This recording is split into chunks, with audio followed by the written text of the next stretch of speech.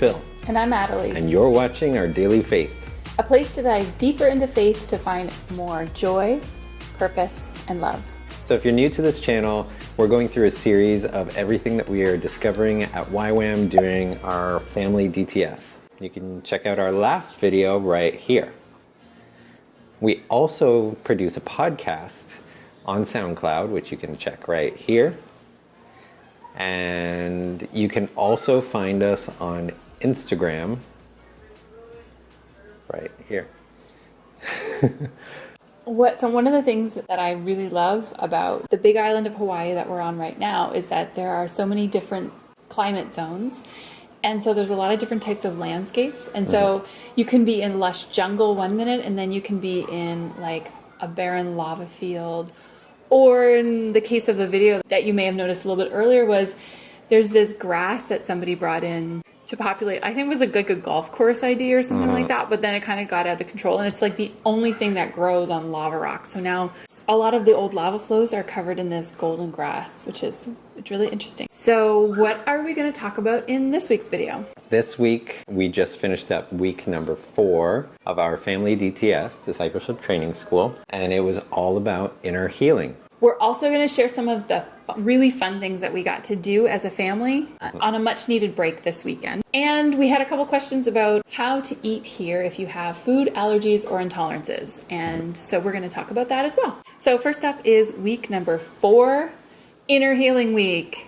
Roll the tape.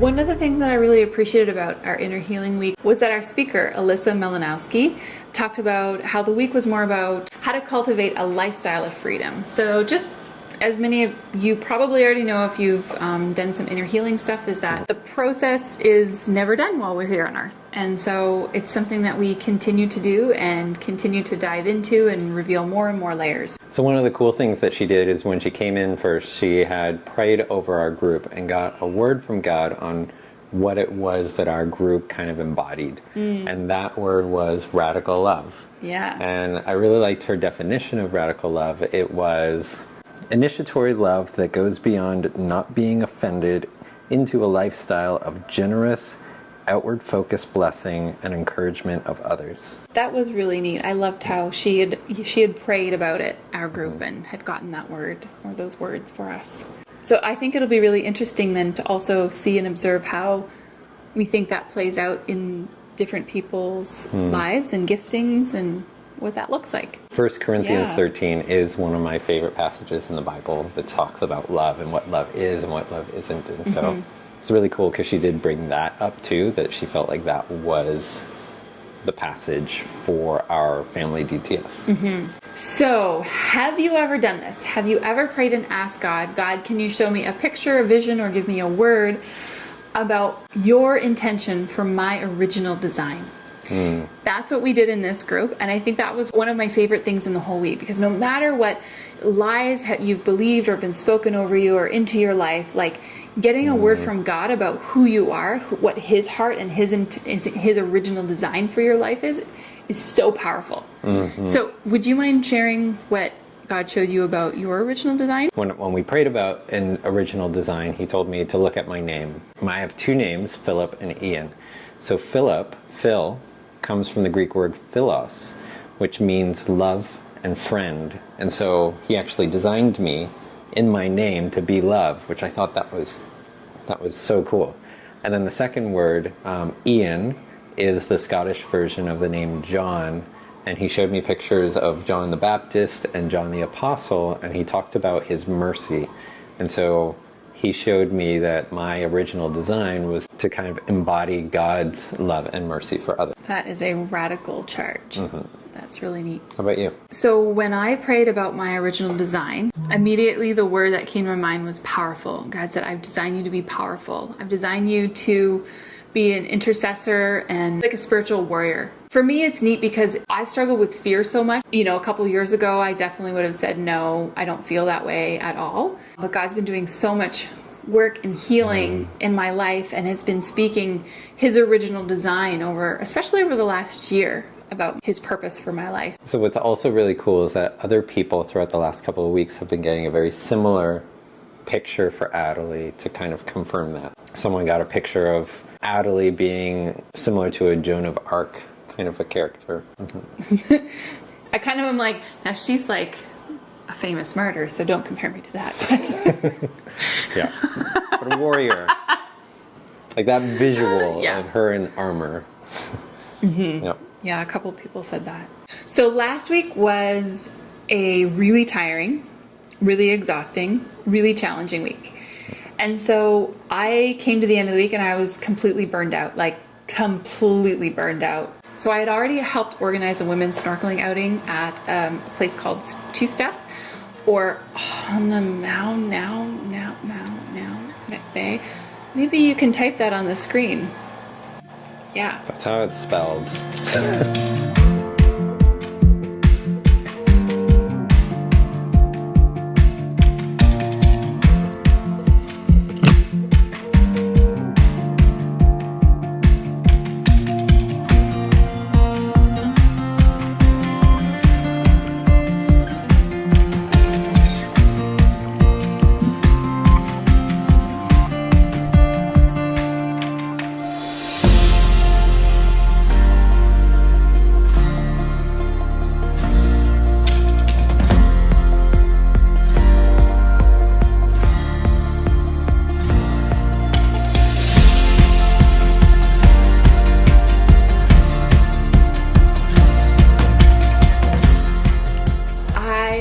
Just like love snorkeling and diving and love being in the water, to look for beauty and go on adventures. And something that whenever we were praying about original design, something else that God showed me was he brought me to the edge of a cliff, and it was this joy and excitement of looking out at this beautiful scene out before me. And he said, I created you, I designed you to like love adventure, to love the earth, to love my creation.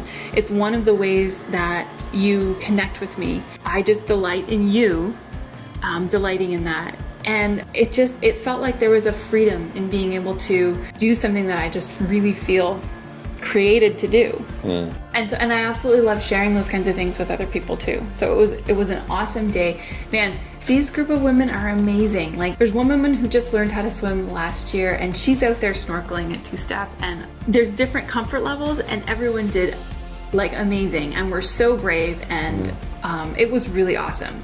One of Lena's learning goals when we came here was to learn about Hawaiian sea creatures, and so we got out a bunch of books about sea creatures, and one of them was about octopus.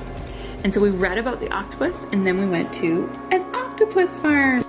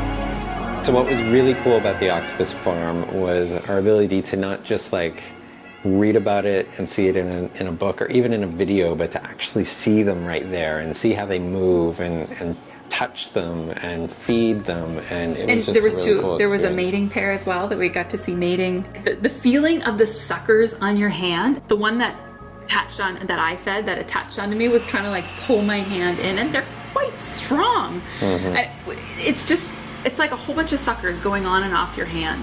It was so cool. And I was so proud of Alina. Like, did you see how calm she stayed? She stayed super calm. So calm. And she was just like, oh, this is really neat. And like, just completely fascinated with him and like no fear with it at all. And she was so patient. She had to wait so long to have that octopus attach onto her. And she like, oh, it was so cool and so rewarding. So if you're in Kona and you have a chance to visit them, there's an octopus farm and there's also a seahorse farm, which Caleb and I did last year for his birthday. That one's a really cool one too.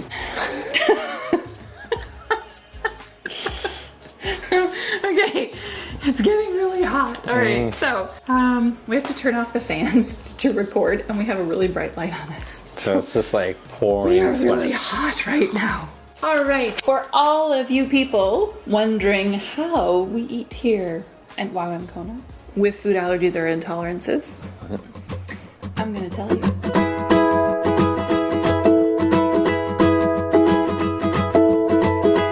My love, where we going now? My home is anywhere you are. So go, you know I'll be following. So, Elaine and I are both gluten and dairy intolerant. Yeah. So, how do we make out?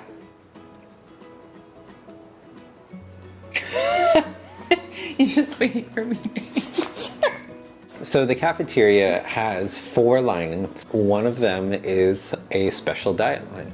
So in that line, they actually serve up gluten-free, dairy-free, and vegetarian dishes. I mean, you can still get all the regular stuff that you get at the normal lineups, but they also specifically have items prepared for people who have those allergies. So a typical lunch or supper usually include a salad bar, soup, starch, protein, and some form of vegetables. So your starch will be like rice or fries, potatoes, sometimes pasta. The vegetables will just be like a vegetable mix. Your protein will be pork, chicken, beef, something like that. Yeah. A lot of the times they usually try to label everything, whether it's dairy-free or gluten-free. DF or GF?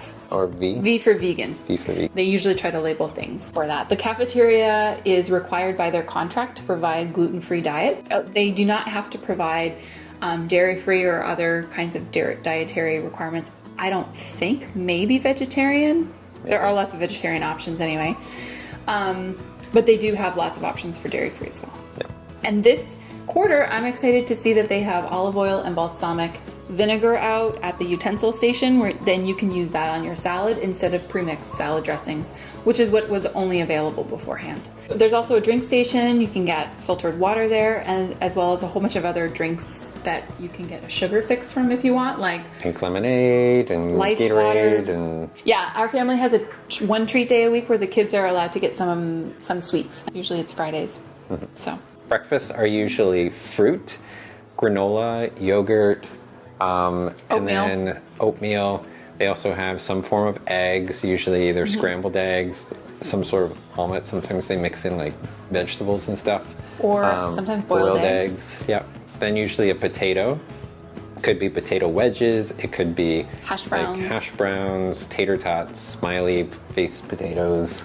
And then usually some form of protein as well. So either like turkey bacon or sausages or that kind of stuff. And then sometimes they'll serve like waffles or pancakes. So breakfast tends to be the most challenging meal for me. They usually do have a dairy-free option for the scrambled eggs. So if I were to eat breakfast at the cafeteria, I would take the fruit, some eggs. I'm not So far I've been okay to eat oatmeal, but it's not a gluten-free oatmeal. It's not like a certified gluten-free oatmeal. And then of course the gluten-free bread if I want that. So instead, I actually eat breakfasts here while my wonderful husband takes the kids to the cafeteria for breakfast, and I get some alone time, which is pretty sweet. I make my own homemade granola. I have the equipment to do it, and I can go over my kitchen setup in another episode. Yeah. You can also, like we mentioned in previous episodes, go to Costco and pick up some toast or bread or something like that. Yeah, I typically eat breakfast at home. We do lunches at the cafeteria, and then sometimes we do suppers either at the cafeteria or sometimes at home.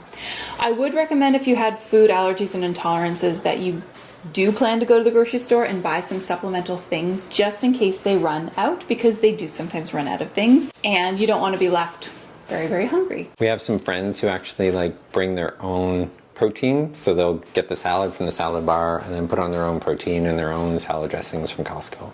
Yeah, they kind of make up their own, they use the base at the cafeteria and then bring some of their own extras to sort of make it the way that they like it. So that's another way as well that people are making it work. There's typically not dessert unless it's a special occasion. I think there's only been one time where I've been able to eat the dessert. So that's another thing, that if you've got kids especially and they don't want to feel left out, maybe you buy a gluten dairy-free dessert or allergy-free dessert, whatever their allergies are, and keep it in your freezer just for that specific occasion. You can find gluten and dairy-free options at a few at Costco, like Earth Balance Butter. You'll find that at Safeway, or there's a health food store here called Island Naturals. You'll be able to find a lot of stuff there as well. Remember to ask if you're not sure if something has your allergy or not. Don't be afraid to ask, but just be really polite and pleasant whenever you ask. And every time you go through, thank the cafeteria staff, because most of them are volunteers and they do such a great job and work really hard and long hours to serve us. And so I really appreciate what they do. So yeah, make sure you smile at them and say thanks. Sundays is a pack-out lunch, so it typically consists of a sandwich, bag of chips, fruit, and sometimes a treat. I find that I usually need to supplement with the packed lunches. This past week they actually ran out of gluten-free sandwiches. That's the first time in a long time that has happened. So that's not normal. That was an odd thing, but we had some extra stuff on hand, so we were okay for that. If that ever happens to you, if you don't like the sandwich options that they present, then you can go over, and if they have some gluten-free bread, you can take that along with some peanut butter or whatever and make yourself a sandwich. That's it, everybody. Thank you for watching. As always, if you have any questions, if we haven't answered your current question enough and you want some follow-up, or you have a new question you want to ask us, just go to Our Daily Faith on Instagram and send us a message. We always appreciate it. We love getting your questions, Yeah. and we're doing our best to answer them. If we haven't answered your question, though, then please let us know. Thank you so much for watching. Next week, we're going to talk about... The topic that we're covering is the cross, the blood, and the fear of the Lord, which sounds ominous and scary and intimidating. So we'll let you know how that goes. I can also share my kitchen setup next week real quickly, show you how I cook in this very tiny dorm room. Thanks for watching, everybody. We'll see you next week. That's great, but do you love me more than that? And he said, yes, I love you more than that. And he said, I'll prove it to you. And the next 10 minutes, it downpoured all the way to Costco. And I'm crying and just praising the Lord. My kids are in the back of the car and they're like, are you okay, Mom? I said, yes, Jesus loves me. He's telling me he loves me. I love the rain.